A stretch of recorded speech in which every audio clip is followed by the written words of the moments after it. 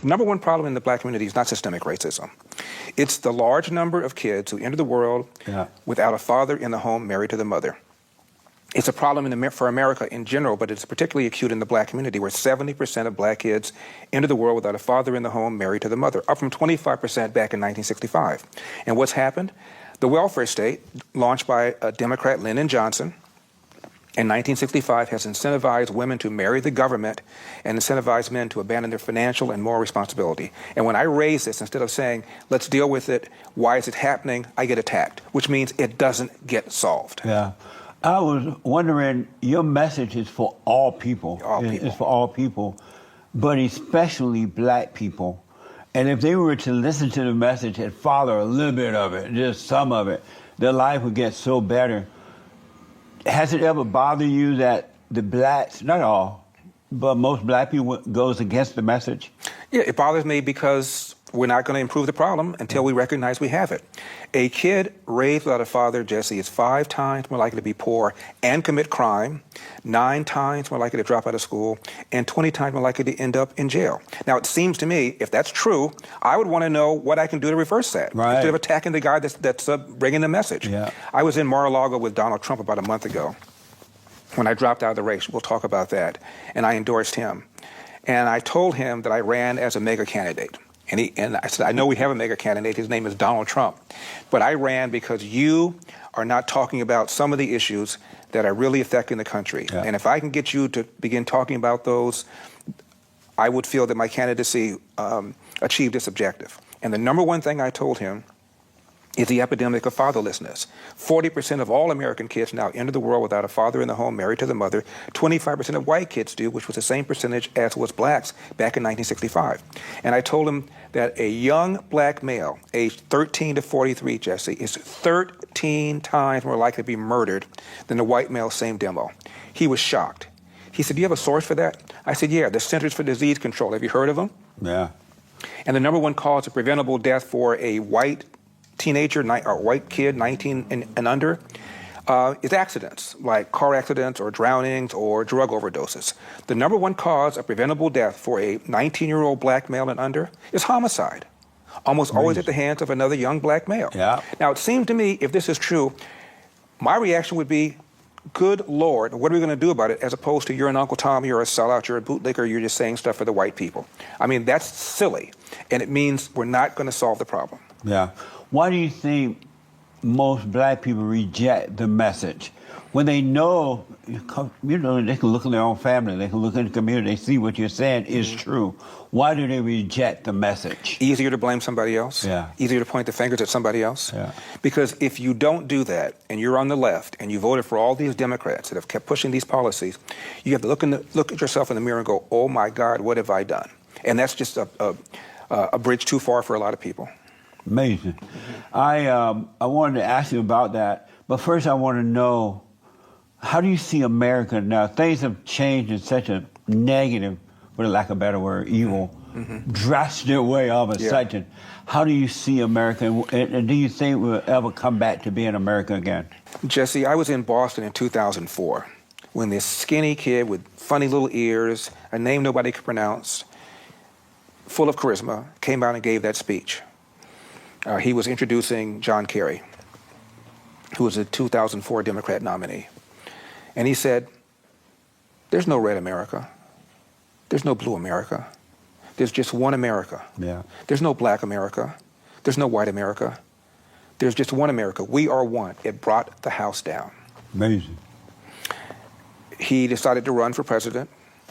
And his first interview on 60 Minutes, he wasn't the front runner yet, but he was gaining on Hillary. The correspondent said, Senator, if you don't win, will it be because of your race? Now, I was home by myself.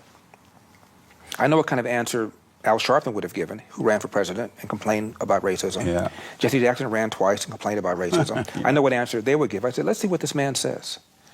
And Senator Obama said, no. If I don't win, it will be because I have not articulated a vision that the American people can embrace. I said, hallelujah. Yeah.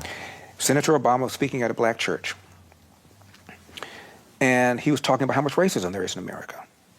Even people who didn't vote for him said, all right, at the very least, I don't want Obamacare. I don't want my taxes raised. At the time, he criticized the war in Iraq. At the time, it was popular. I don't want that. But at least he will stop the nonsense about America being systemically racist and bring us together racially. Even people who didn't vote for him assume that. The polls show that both blacks and whites thought race relations would improve. 8 years later, when he left, both blacks and whites thought race relations got worse. Yep. Because for the entirety of his 2 terms, it was race card after race card after race card, beginning with the Cambridge police acted stupidly. You remember that? Oh, yeah. White police officer in Cambridge gets a call from a neighbor in the neighborhood who sees this guy push open the door in the neighborhood. Didn't recognize him as Henry Louis Skip Gates, who's a Harvard professor, whose house it was. Didn't recognize him. She called 911. Don't you want your neighbors to do that? Looking out for you? Cop shows up, sees this man in the house, doesn't know if he belongs to the house, and says, "Sir, please come out and show ID." And what did this guy do, who, by the way, is a friend of Obama? "I'll come out if your mama tells me to come out." So the cop arrested him briefly. And instead of Obama saying, "You know, last night I talked to my friend Henry Louis Skip Gates. I said, Skip, what are you doing? You're a Harvard tenured professor, for crying out loud." Yeah. The big problem in America with these young black men is they're not complying. And instead of complying with a perfectly reasonable, lawful order, you copped an attitude. That's what Obama should have said. What did he say? The Cambridge police acted stupidly. Sure did. And it ticked off police officers all over America, and that set the foundation for his criticizing the police time and time again unfairly. Then there was, if I had a son, he looked like Trayvon, referring to Trayvon Martin. Okay, Trayvon Martin was shot and killed by a guy named George Zimmerman. Zimmerman stood trial for second-degree homicide. The jury found him not guilty. And those jurors who spoke to the media afterwards said, race had nothing whatever to do with it. Yeah. That's what started, by the way, Black Lives Matter. People think George Floyd started it. It didn't. That's what started it. So Black Lives Matter got started over a premise, and George Zimmerman wasn't even black. First they said he was white, then it turns out he was Hispanic and Cuban or whatever it was. A mess. Wasn't even, he was Mongol like most of us, mongrel like most of us, and he wasn't even white. That's what started Black Lives Matter. Then Obama said in an interview, racism is in America's DNA. The same guy who said we were 90% of the way there now says racism is in our DNA. His AG, Eric Holder,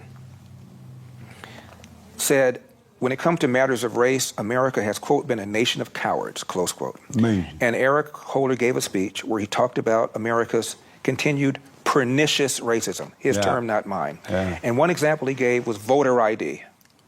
Most blacks support voter ID. He had Al Sharpton over the White House over 70 times. Al Sharpton is America's preeminent race card hustler who became famous falsely accusing a white man of raping Tawana Brawley. He was in the middle of the Crown Heights riots in 1991, where he said, if the Jews want to get their yarmulkes on, come to my house, let's get it on. And one Jewish leader referred to the Crown Heights riots of 1991 as the most serious pogrom in the history of America, and Al Sharpton was right in the middle of stirring the pot. I can go on and on about the many things he's done. So Obama had him over the White House over 70 or 80 times. And at the end of his term, because of all this narrative about how bad the police are, a black man got a gun and murdered two officers sitting in their squad car in New York. Execution style, just popped them. Another black man in Baton Rouge, Louisiana, walks up to 3 officers, kills them execution style.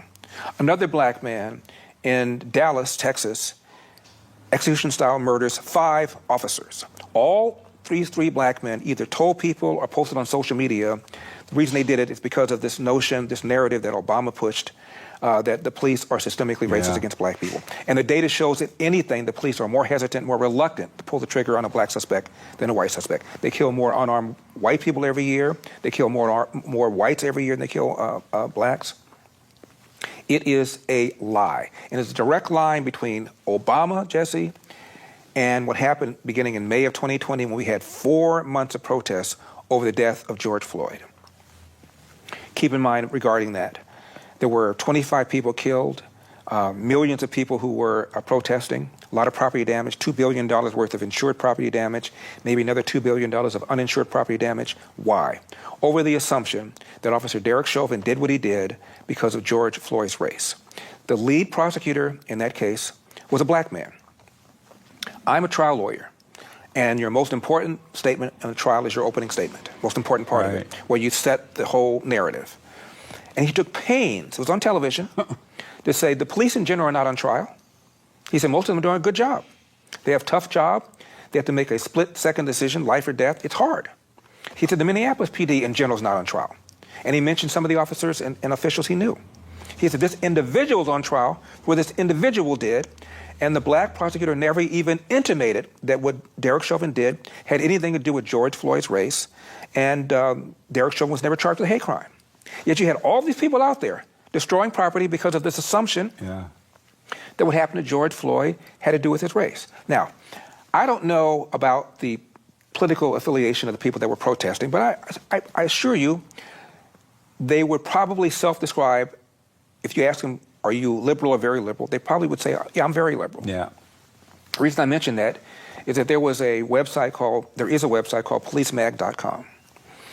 And they asked people who self-described as very liberal, how many unarmed black men did the police kill in 2019? 50% of the self-described very liberal people thought the police killed 1,000 unarmed black men in 2019. 8% thought they killed 10,000. As to people that self-describe as just liberal, 39% of them thought the police killed 1,000 unarmed black men in 2019.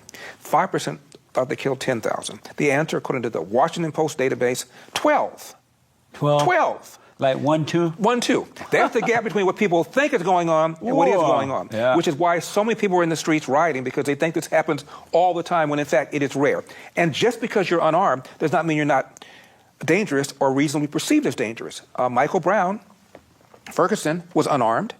He had just done a strong-arm robbery, and his DNA was found on the officer's gun, meaning he was trying to get it. Right. So just because you're unarmed does not mean you're not dangerous. So there are very, very, very few instances of unarmed black people who are legitimately killed for unlawful reasons every year. There are more unarmed white people that are killed for unlawful reasons than there are blacks. It is rare for the police to kill anybody, let alone unarmed, let alone unlawfully. So you have all these people, young black men, who are told otherwise, pulled over by the cops. Instead of complying and cooperating, they're copying an attitude. And as a result, something is happening that otherwise wouldn't happen. My dad always told me, when you're pulled over by the cop, make sure your left hand is at 10 o'clock, your right hand is at 2 o'clock. Say yes, sir, say no, sir, say yes, ma'am, say no, ma'am. My dad wasn't a biologist. He could tell a female cop from a male cop. Make sure your paperwork is in order. And if you feel you're mistreated, get a badge number, and both of us will go downtown and deal with it. Instead, black people are taught the opposite. You're taught cops are enemies, and they're out to get you. And as a result, they're not cooperating, and as a result, you're having far more violent encounters than would otherwise be the case. What a mess. So I'm saying all this, in my opinion, is Obama. When he could have said something conciliatory, when he could have said something reasonable, when he could have said, calm the blank down. It is not true. He went the opposite way. And as a result, in my opinion, he took the country in a way that made us far more divisive at each other's throat. After all, this bright, well-educated Harvard guy who grew up under the care of his white grandparents, thinks racism is a major problem in America, thinks America is bedeviled by systemic racism. If Obama feels that way, it must be true. And that's what he did.